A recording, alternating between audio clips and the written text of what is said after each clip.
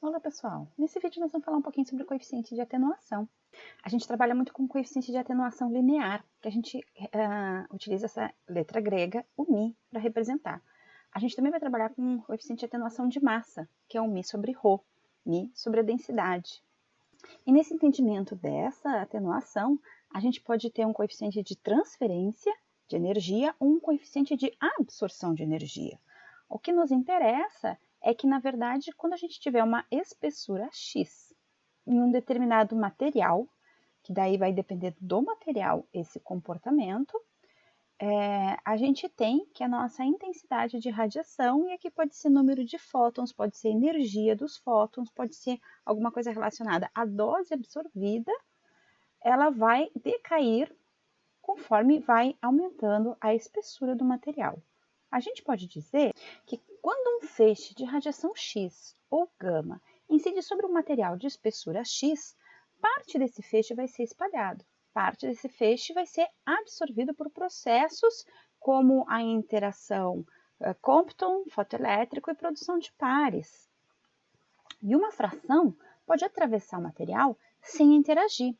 Então, o número de fótons emergentes que estão associados ao número de fótons incidentes vai ser dado por uma exponencial, como a gente pode ver aqui nesse gráfico. Na verdade, esse gráfico, então, ele vai ser regido por uma equação, que é justamente essa daqui, onde aqui a gente tem o número de fótons que atravessa sem interagir com o material X, que é igual, então, ao número de fótons que estão incidindo neste material, e o μ vai ser, então, a característica desse material.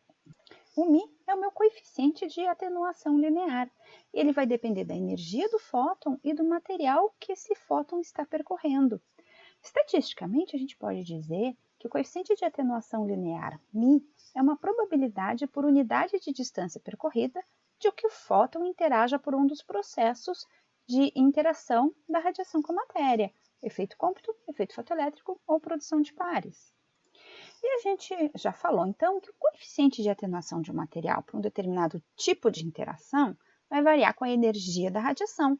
Vai depender também, para o mesmo material, do estado físico ou fase. Então, a gente pode pegar, por exemplo, a água. A água ela vai ter valores diferentes de coeficientes de atenuação se ela estiver no seu estado sólido, líquido ou gasoso. Da mesma forma, o carbono, por exemplo, vai depender de formas alotrópicas de apresentação, se ele está na forma de grafite, se ele está na forma de diamante ou ainda de pó sinterizado. Então, para evitar essa questão, muitas vezes os valores vão ser tabelados em função dos coeficientes de atenuação divididos pela densidade do material. E aí, quando a gente tem esse coeficiente de atenuação de massa, ou coeficiente mássico, a gente fica independente da fase ou do estado físico que o material se encontra. E ele vai representar, então, a probabilidade de uma interação por grama por centímetro quadrado de material atravessado. Quando a gente fala do coeficiente de atenuação linear, a gente está falando do nosso μ em termos de 1 sobre centímetro. E quando a gente fala do coeficiente de atenuação de massa, a gente está falando do nosso μ sobre ρ em termos de centímetro quadrado por grama. E nessa equação aqui, a gente está vendo o μ como sendo um coeficiente de interação, como sendo um coeficiente de atenuação linear. Mas esse meu μ, conforme a energia da radiação incidente, eu posso ter predominâncias entre o μ do efeito Compton, do efeito fotoelétrico e da produção de pares. Quando a gente trabalha só o μ assim, a gente está considerando o somatório de todas essas contribuições destes efeitos. E nessa equação aqui, eu trouxe o N como número de fótons, mas a gente poderia trabalhar como um valor I igual a I0 e na menos μx, onde o meu I seria a intensidade da radiação incidente. Aqui eu posso trabalhar talvez com exposição. Eu posso ver que a minha exposição final é igual à minha exposição inicial multiplicado por E na menos μx. E aqui, então, a gente vai ter como estimar Por exemplo, o uso de equipamentos de proteção individual à base de enriquecidos com chumbo, que são os nossos aventais plumbíferos, ou os nossos vidros plumbíferos, ou os nossos biombos equivalente em chumbo, para atenuação, por exemplo, dos raios X ou dos raios gamas. A gente pode trabalhar também até com uma relação de dose, né? Desde que a gente entenda que talvez em alguma situação a gente precise multiplicar isso aqui por um fator de build-up. Porque essa equação ela vai ser válida sem o build-up se o meu feixe for colimado, se for um feixe estreito incidindo num detetor. Na verdade, quando eu faço isso aqui, uma maneira experimental que a gente pode estar analisando essa equação é a gente ter uma fonte de radiação e o detetor. E aí a gente faz, então, essa medida do que seria o meu N0, meu I0, minha exposição zero. E daí a gente tem uma distância, a gente mantém essa distância e a gente coloca um absorvedor. E aí a gente vai colocar um absorvedor de alumínio, de cobre, tem vários materiais que a gente pode estar trabalhando para essa absorção. Depende o quanto de absorção que a gente quer. Elementos com número atômico mais pesado para as radiações eletromagnéticas vão dar uma absorção um pouquinho maior do que elementos de número atômico leve. Às vezes eu quero um número atômico leve justamente para absorver fótons de baixa energia.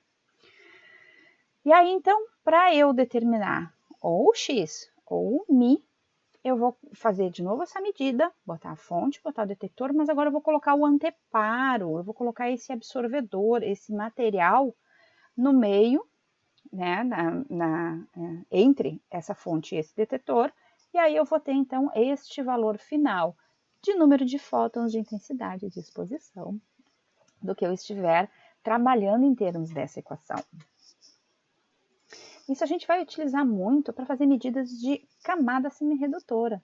A camada semiredutora ela é extremamente importante para a gente fazer as determinações de cálculos de blindagem e para a gente verificar, por exemplo, no raio-x, a filtração inerente do nosso sistema. A gente vai fazer isso exatamente determinando a camada semiredutora para um determinado feixe que a gente vai estar trabalhando. A minha camada semiredutora é quando eu vou considerar que a espessura na qual metade dos fótons vão interagir e a outra metade não. Então, a gente vai ter que aquele N final é o nosso N inicial sobre 2. E aí, utilizando isso nesta equação aqui, então, se eu tiver aqui N0 sobre 2 igual a N0 e na menos mx, o meu N0 ele fica simplificado. E aí eu tenho que o logaritmo natural de 1 meio é igual ao logaritmo natural de E na menos mx. O logaritmo natural de E é o nosso menos mx. E o logaritmo natural de meio é igual ao logaritmo natural de 2. Então, a espessura pelo qual eu tenho 50% dos fótons interagindo é o logaritmo natural de 2 dividido pelo coeficiente de atenuação linear. Ou o nosso coeficiente de atenuação linear é o logaritmo natural de 2 dividido pela camada semiredutora. Aqui uma nomenclatura que às vezes a gente encontra é o de x meio, né, que é a espessura, é a metade da espessura, ou a gente usa às vezes direto a camada semiredutora em termos de CSR. Às vezes se usa no inglês HVL, Half Value Lower. E eventualmente para fótons de alta energia em um material de número atômico elevado, pode ser que o meu coeficiente de absorção de energia não seja igual ao meu coeficiente de transferência de energia, porque fótons de alta energia podem interagir com o meio e, com isso, converter novamente essa energia dos fótons em radiação de freamento, aquela radiação de Bremsstrahlung. E aí, nestas situações onde eu tenho uma interação de fótons de alta energia em materiais de número atômico elevado, eu posso ter que o meu coeficiente de absorção de energia seja um pouquinho maior do que o de transferência de energia. Para valores, energias pequenas e números atômicos menores, a gente tem uma relação de praticamente 1 para 1 em termos desses coeficientes. E hoje a gente já tem vários valores desses coeficientes de atenuação tabelados para diversos tipos de materiais. As referências que a gente trabalha, que já foram recomendadas para vocês, como o livro do Atkins, o livro do Kahn, o livro do Turner, eles trazem tabelas. A gente tem também o livro do Scaff, que é Física da Radioterapia, que ele vai trazer várias tabelas de Mi sobre Rho para diversos elementos. Tá ok?